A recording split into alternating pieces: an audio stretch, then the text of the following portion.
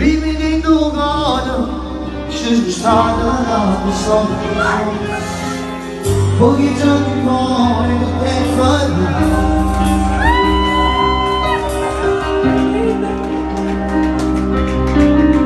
C'è qualcosa questa bellissima principessa, criticavo sempre a chi parlava di un futuro. Ma me non voleva nessuno, si lui ora non aveva nessuno, giunga in un cabas, solo dopo ci mancata, senza non so più niente. Ma se non amore, spiegami dove questa voglia avanza.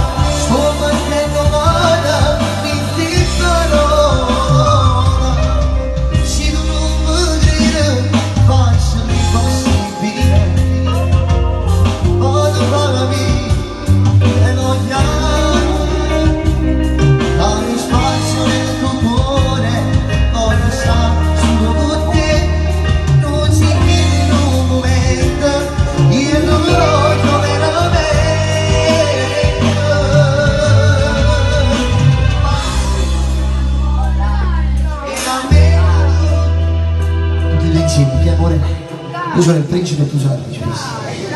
Un applauso! Baci non mi amore, spiegami dove che sta voglia avanza e non trattiene. Emozione mai provata, si vede sono innamorata, oggi è troppo tardi, ma sono bene.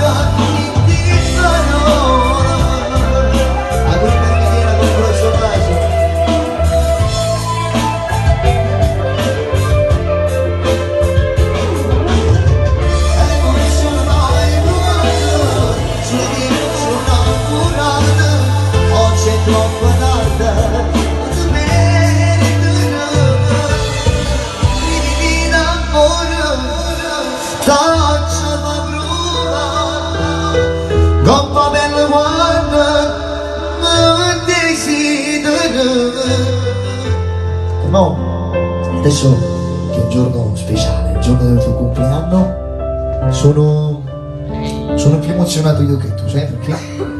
Perché sto cantando oggi solo ed esclusivamente per te, per Michela, la mia principessa. Brividi d'amore, dolce fama, coppa bella vanna, un desiderio. Emozione mai provata, su di te sono innamorata, oggi è troppo tardi, tutto merita, tutto merita.